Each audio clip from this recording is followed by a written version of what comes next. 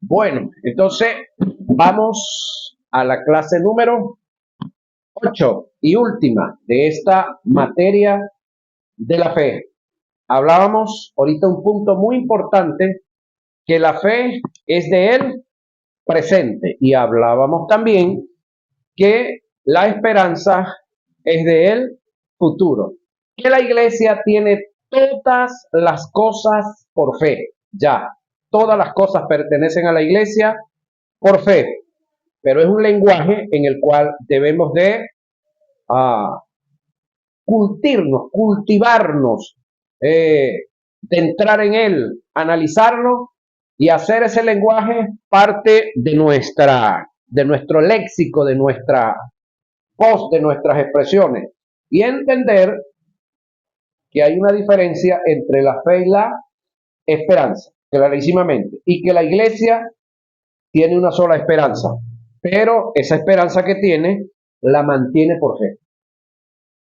¿Sí? ¿Cuál es la esperanza? La consumación de nuestra salvación, que ya en la primera etapa de nosotros está en nuestro espíritu.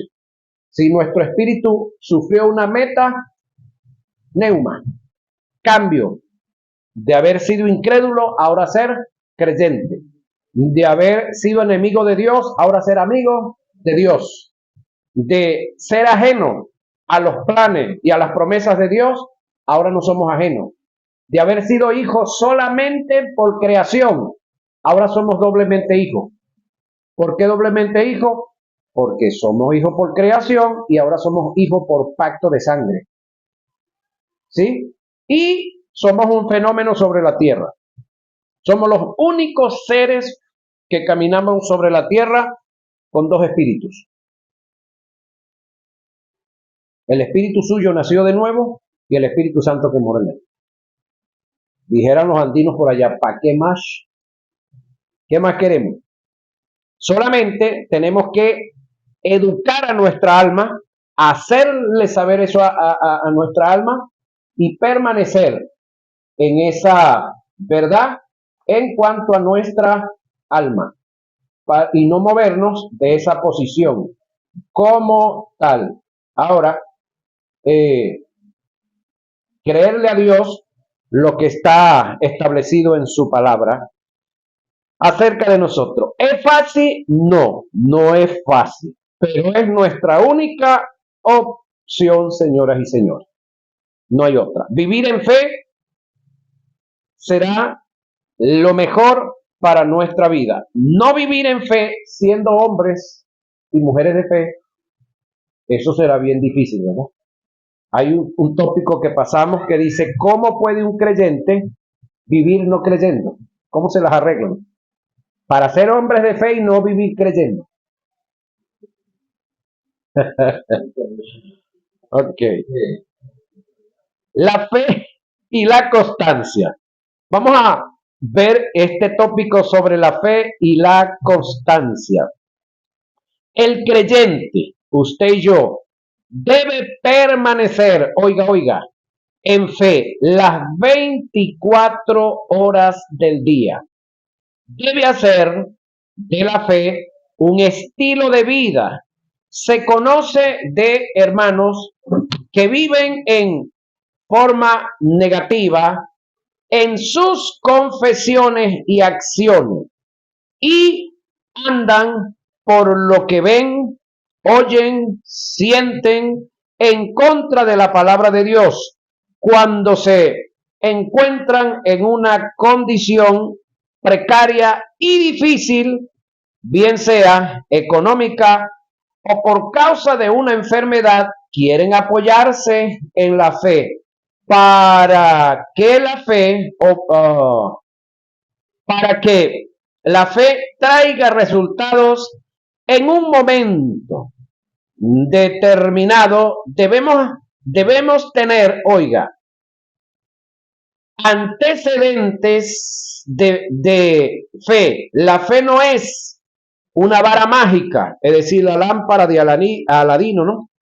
Que la frotamos y sale el genio. Mi señor, ¿qué quieres que le haga? No. El Salmo 91, ¿cómo es que dice? El que habita,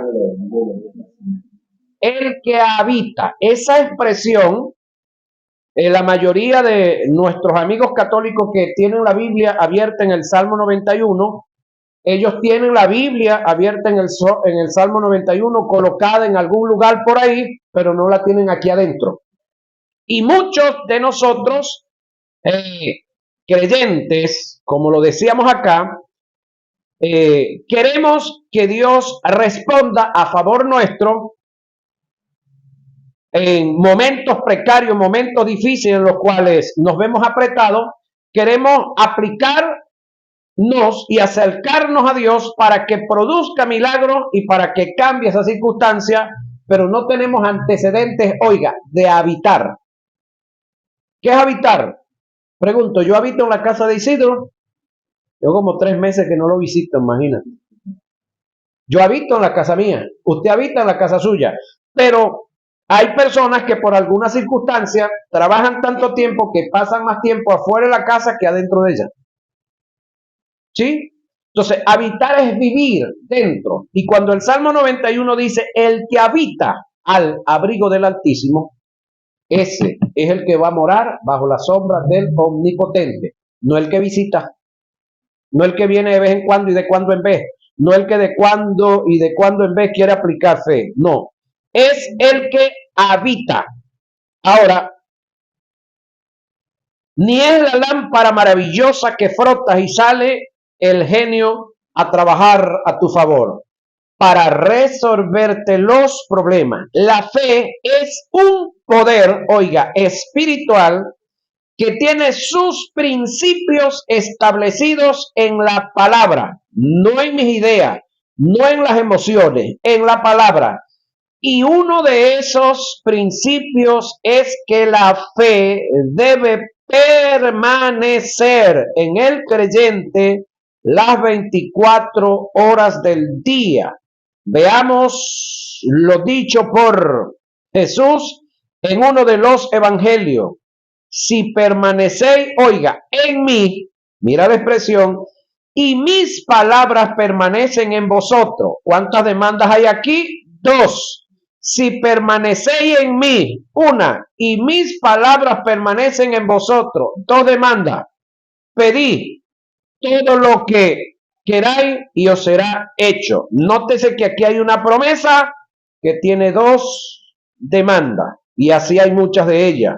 Hay un libro por ahí escrito, las 32,000 promesas de Dios.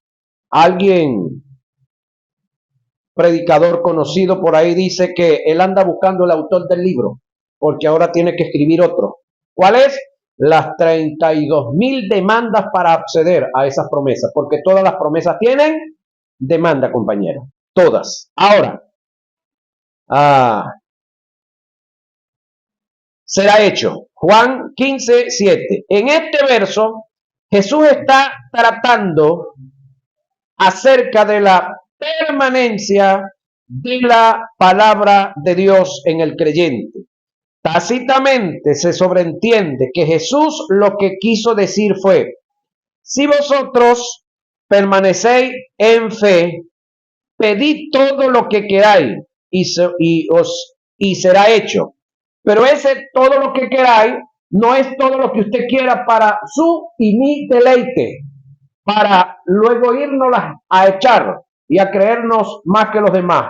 Recuérdese que en Dios hay un propósito unipersonal y individualmente para cada uno de nosotros. Es decir, Dios tiene propósito con cada uno de nosotros. Hay un libro escrito por ahí de un gran hombre. El libro está muy bueno. ¿Cómo es? Lo único que no está muy chévere es el nombre del libro. ¿Sí? Nacido con un propósito. Ninguno de nosotros nació con un propósito. Nosotros nacimos para un propósito, porque nacido con un es el mío, el de yo. Y yo no nací para yo desarrollar un propósito. Yo nací para desarrollar el propósito del que me hizo nacer, del que me dio la vida. Entonces, ahí es donde está el detalle. un pequeñito detalle. Es decir, yo nací y fui traído aquí para cumplir propósito.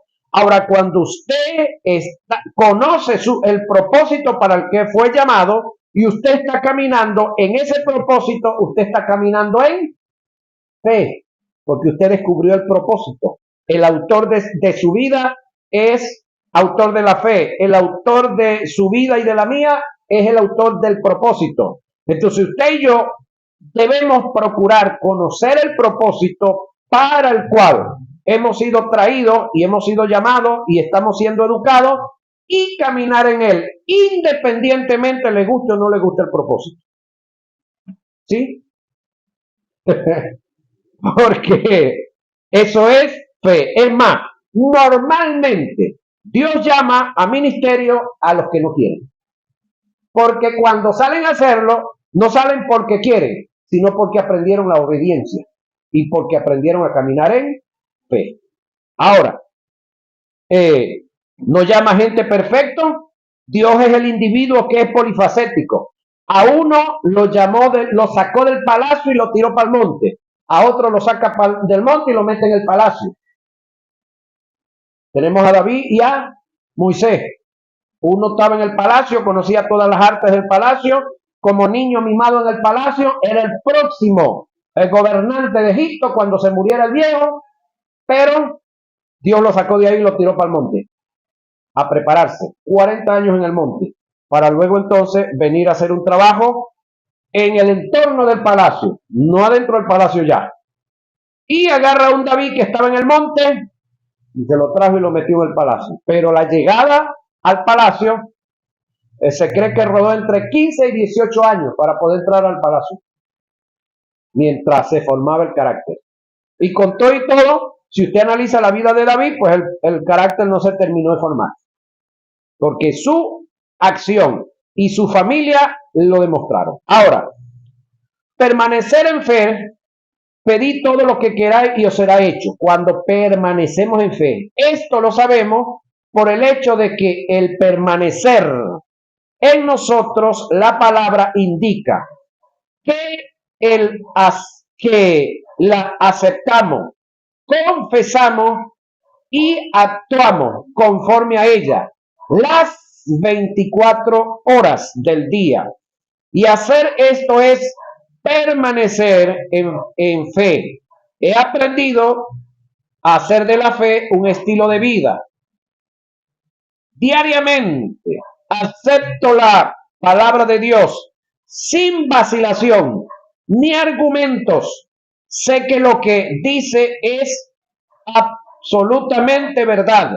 Mantengo la confesión en mi boca y actúo diariamente en lo que la palabra dice. Y esto es permanecer en fe. Lo importante no es tener fe, sino ser sólido en ella. Para entender mejor lo que es permanecer en fe, es necesario que primero hagamos una definición etimológica de los diferentes términos griegos relacionados a la duda. Aporeo, dícese del que está confundido, perplejo. Marcos 6:20, Lucas 24:4 y Juan 13:22, Hechos 25:20. Eso es aporeo. Diaporeo, dícese del que está desesperado, perdido, incapaz de encontrar el camino de salida. Lucas 9:7, Hechos 5:24 y 44. Por favor, leen los textos en su casa y los analizan. Diacrino, dícese del que está vacilante o titubeante en dos pensamientos, es decir, que está dividido en su propia mente. Este término diacrino es el que aparece en Santiago 1, 6 y 8 cuando dice: el que pida, con fe no dudando, es decir, vacilante o titubeante, cavilando en dos pensamientos, sino que la fe en lo que pida sea continua. Este término diacrino es el mismo que se utilizó en Mateo 21:21, Marcos 13:23, cuando Jesús maldijo a la higuera. El texto dice lo siguiente: porque de cierto os digo que cualquiera que dijere en este monte, quítate, o a este monte, quítate y échate al mar, y no vacilare, no titubeare, ni cavilare en dos pensamientos, sino que se mantuviese estable en lo que ha dicho, lo que dice le será hecho. Este término diacrino aparece en Romanos 4:20 para referirse a Abraham, acerca de la fe que tuvo en Dios. Este término nos muestra que Abraham no dio lugar a dos tipos de pensamientos. En su mente hubo una completa resolución, decisión, sin vacilación alguna, a creer lo que Dios le había prometido, tomando en cuenta que desde el momento que Dios le dio la promesa a Abraham hasta Isaac, hasta que Isaac nació, pasaron entre 20 y 25 años. Pero ¿sabe que me llama la atención el caso? Que el texto afirma que Abraham virilmente estaba muerto. Ahora el detalle es, a los días de que el muchacho nace, a los años, la vieja Sara también muere. Y después Abraham se casa con una tal Séfora. Pero esa tal Séfora, ¿a esa cuántos le hizo? 6 muchachos. Oye, el milagro fue tan bueno, que produjo para la promesa. ¿Sí? Pero todavía dio un pequeño remanente de 6 más. Ajá. Entonces, oye, el caso es que el hombre obedeció y su obediencia se le contó como por fe. Por eso se le titula como el padre de la fe. Toma esa, o se le da esa posición. Ahora, la fe opera por el amor y la santidad. Oiga esto, la fe opera por el amor y la santidad. Ahora, ¿por cuál de los 3 tipos de amor? ¿Eron, filí o ágape? Importante eso, ¿verdad? Ajá, el único que Dios practica, sí, el ágape, del cual Jesús dijo: un nuevo mandamiento os traigo. ¿Cuál es? Que os agapan los unos a los otros, que os améis los unos a los otros. Entonces, el Evangelio de Marcos nos presenta el principio de cómo el amor es determinante para operar en fe. Respondió Jesús, les dijo: tened fe en Dios, porque de cierto os digo que cualquiera que dijere a este monte, quítate y échate a la mar, y no dudare en su corazón, sino creyere que será hecho lo que dice, lo que diga, le será hecho. Por tanto, os digo que todo lo que pidiereis orando, creed que lo recibiréis. Aquí la traducción no está correcta. Y os vendrá. Y cuando estéis orando en fe, perdona, mira lo que viene aquí. Perdona si tienes algo contra alguno, para que también vuestro Padre que está en los cielos os perdone a vosotros vuestras ofensas. Porque si vosotros, no perdonáis, tampoco vuestro Padre que está en los cielos os perdonará vuestras ofensas. Marcos 11, 22 y 26. Ahora, ¿qué fue lo que hizo Jesús estando en la cruz del Calvario cuando estaba entregando su más grande sacrificio? Las primeras palabras de las 7 palabras de la cruz fue: perdónales porque no saben lo que hacen. Es decir, aunque Jesús no tenía nada desde el punto de vista humano, se hizo, como pudiéramos decir, un registro. Y se dirige al Padre porque para ese momento todavía la gracia no había sido activada. ¿Sí? Entonces le dice al Padre que perdone, que les perdone.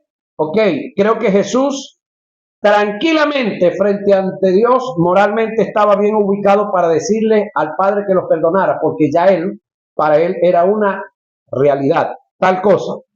¿Por qué razón? Uno, porque Jesús era autor de fe y también del amor ágape, porque el amor ágape y la fe son gemelos hermanos. Ahora, Marcos 11, 22 y 26, la falta de amor produce resentimientos tales como envidia, egoísmo, celos, odio, raíces de amargura, falta de perdón. Con estas características no se puede, oiga, operar en fe.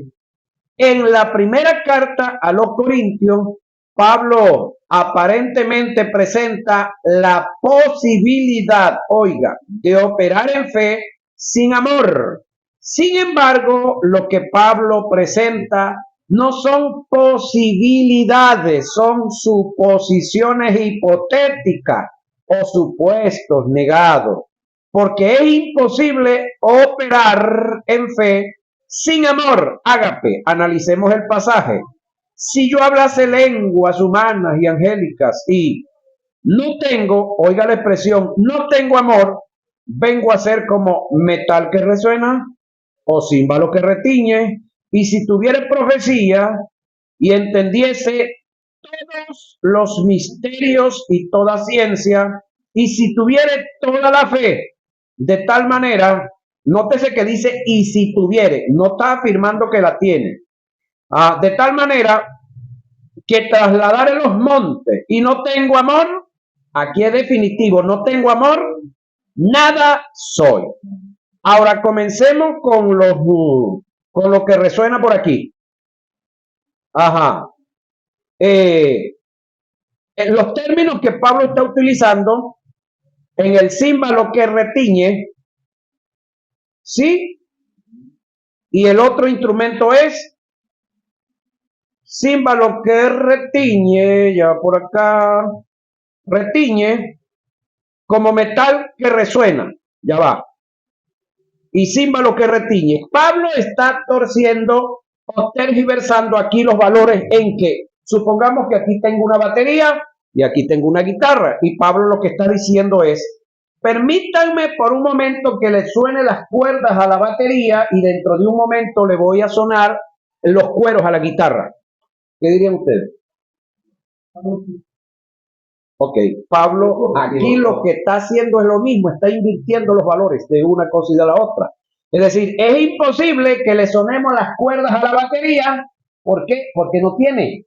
Y es imposible que le sonemos los cueros a la guitarra porque no tiene tampoco. Eso es lo que quiere decir aquí. Pablo está haciendo una inversión de acá de estos términos, porque quien tiene cuerda es la guitarra y quien tiene cuero es la batería. Ahora, otro de los detalles que me llama la atención acá de Pablo cuando dice todos los misterios y toda ciencia. Es decir, si tuviera todos los misterios y toda ciencia, entendiendo lo que se nos viene encima, que es la materia que viene, vamos a ver cómo Dios Verbo se despoja de lo eterno, de lo infinito, de lo omnisciente y de lo omnipresente y de lo omnipotente para meterse en un cuerpo humano y que nazca el ser llamado teantropo, él dijo. Pero el detalle es, pregunto yo, María estaba bajo el pecado original del que cometió Adán, ¿sí o no? María, la madre de Jesús. Claro. Por supuesto, indiscutiblemente. Entonces, imagínase el tamaño de humillación. El santo de los santos, meterse dentro del vientre de una mujer que estaba en estado de condenación, en pecado. Sí, moralmente y biológicamente estaba pura, sí, pero en el área espiritual no. Ahora, de paso, lo que se venía encima, cuando le dijeron un día por allá a Jesús, bueno, nosotros no somos hijos de fornicación. ¿Qué le estaban diciendo en pocas palabras? Bueno, por ahí se sabe que tú estabas embarazada, que tu mamá estaba embarazada antes que José se casara con ella. Ajá, ¿qué le quisieron decir? Como decimos aquí en Lara, no le dijeron perro, pero le mostraron el hueso. Entonces, diferentes áreas de humillación que le hicieron. Entonces, todo eso, Jesús se despojó como tal. Ahora Pablo, Primera Corintios 13, 1 y 2, dice, Pablo, en la observación que hace, intercambia los efectos de los objetos, el símbolo o el címbalo y el metal. Dice que todo lo que hagas sin amor, por supuesto, al hacerlo sin amor se hace sin fe. Vengo a ser como metal que resuena y címbalo que retiñe. Aquí los efectos están cambiados. Lo que resuena es el címbalo y lo que retiñe es el metal. El mensaje de Pablo es hacernos ver que así de confundido, engañado, desfasado y desvirtuados viven todo aquel que pretende hacer algo sin amor, incluyendo el vivir en fe.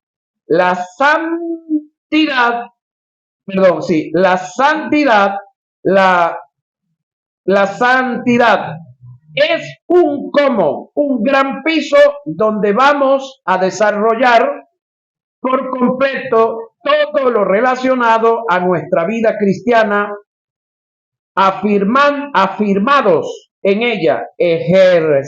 Ejerceremos la autoridad, demandaremos nuestras bendiciones y ejecutaremos y desarrollaremos nuestra obediencia sin lugar a dudas.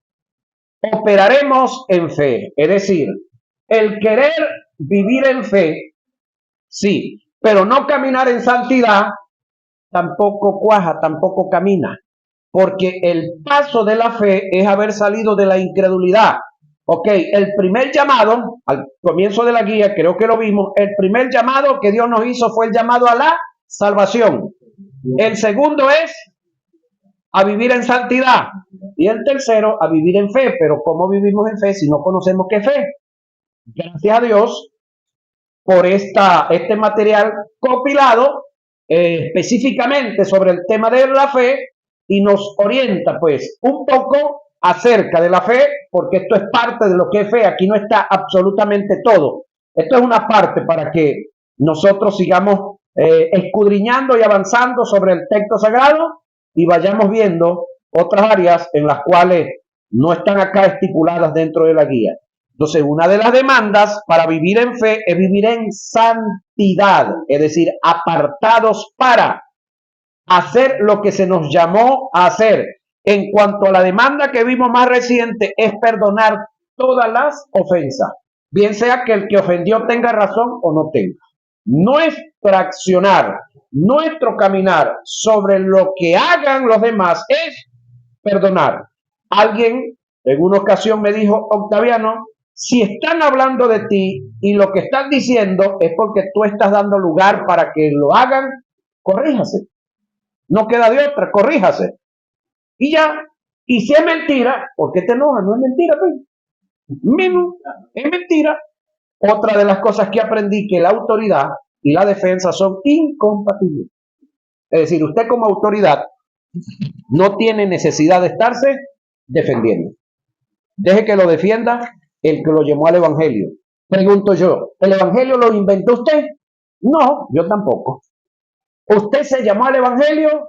No, yo tampoco, a mí me llamaron. Entonces, el dueño del evangelio es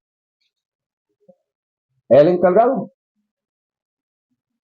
Al dueño del evangelio debemos de decirle cualquier área que tengamos que no entendamos, que no esté muy clara.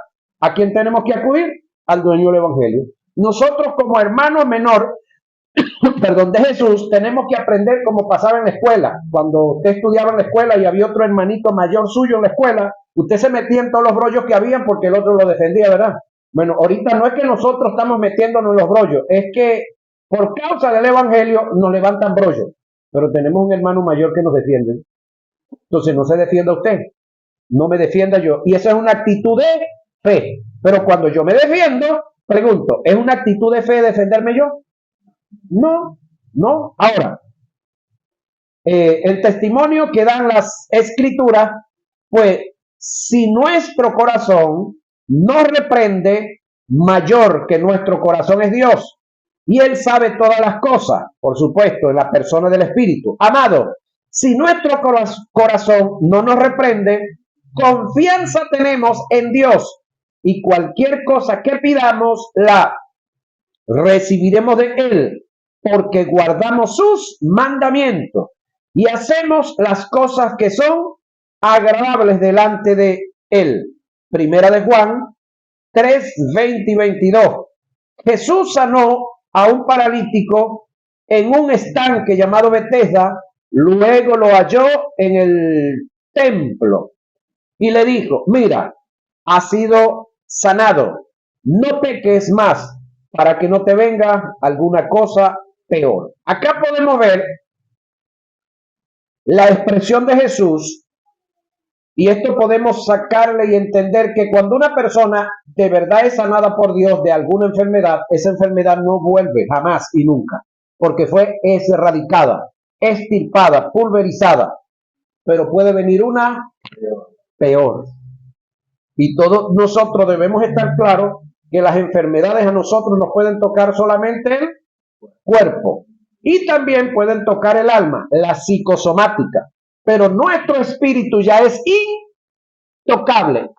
Pero un cuerpo enfermo y un alma enferma no van a ser útil para desarrollar el propósito de Dios.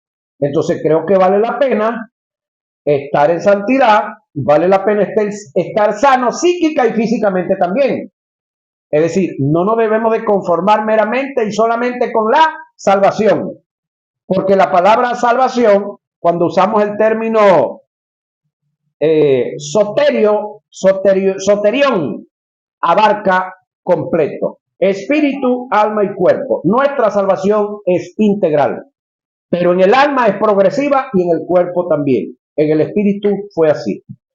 Ahora, Juan 5:14 es el texto que acabamos de ver cuando Jesús le dice al hombre, no peques más para que no te venga algo peor. La verdad central en este caso está de que si la reincidencia en el pecado podía revertir la sanidad, al paralítico que había sido sanado por fe, por lógica, que la vida de pecado cercena o resta la posibilidad de recibir un beneficio de Dios por la fe. Salmo 91:1 dice, el que habita al abrigo del Altísimo morará bajo la sombra del Omnipotente. La verdad que está en el pasaje indica, si te sales del abrigo, te sales de la sombra, caes en terreno satánico, te agarra el diablo y te zarandea. Y ni siquiera Dios puede hacer algo por ti. Pablo dijo, ni deis lugar al diablo. Entonces, ¿quién es el que le puede dar lugar al diablo o negarle ese lugar? Yo, nosotros. Al diablo no es bueno darle terreno, pero tampoco es bueno meterse en su terreno. Hacerlo es entregarse en las garras de tu peor enemigo. Nunca te olvides de esta verdad. Estando sumergido en el pecado, oiga, la fe solo te sirve para una sola cosa, para levantarte en fe y volver a comenzar. El pecado cercena la posibilidad de moverte en fe y tener fe, y te resta derechos para hacerlo. Entonces, en cuanto a el diablo, somos nosotros los que le podemos dar espacio, los que le podemos dar terreno y también los que se lo podemos negar, manteniéndonos en santidad, manteniéndonos en el propósito de Dios, estando sumergidos en Dios y en su palabra y en el propósito, saliéndonos y abandonando toda posibilidad de pecado. Y cuando por alguna circunstancia cometamos alguno, reconocerlo y buscar el abogado que tenemos ahorita, que próximamente va a ser el juez. ¿Sí? Pero ahorita es nuestro abogado. Entonces, reconocer que hemos pecado y venir a Dios y pedir perdón, ¿es un acto de fe, sí o no? Oiga, ajá, por supuesto. Reconocer que pecamos y venir a donde está el perdón es un acto de fe. Pero tiene que hacerlo de corazón, y tratar de procurar no hacerlo más. volverlo a hacer. Ajá. No, cometí el pecado y pues lo vuelvo a hacer y me cebo ahí. Ajá. Ahora, sí, eso es agarrar lo espiritual o agarrar a Dios, como dicen algunos inconversos por ahí, como juego. Ajá, que es la excusa que algunos inconversos usan para no entregarle la vida al Señor. Yo no estoy preparado para hacerlo todavía. Eso no tiene lógica. Nadie está preparado para. Hay muchas cosas por las cuales nosotros nunca estaremos preparados, pero van a venir. Entonces, la fe, en el caso de los que están en algún pecado y están sumergidos en algún vicio, en alguna atadura, solamente les sirve para volverse a Dios, para venir a Él y restablecer, en este caso, su comunión, su intimidad, porque todos los que ya recibieron al Señor son hijos, tienen relación. Cuando pecamos, la relación no se pierde. Que se pierde la comunión, la intimidad. Y podemos tener problemas con el propósito, porque en condición de pecados, nadie nos va a respetar, los demonios no nos van a respetar, el mundo no nos va a respetar y el liderato en las iglesias tampoco lo van a hacer. Entonces creo que vale la pena, señoras y señores, estar en santidad.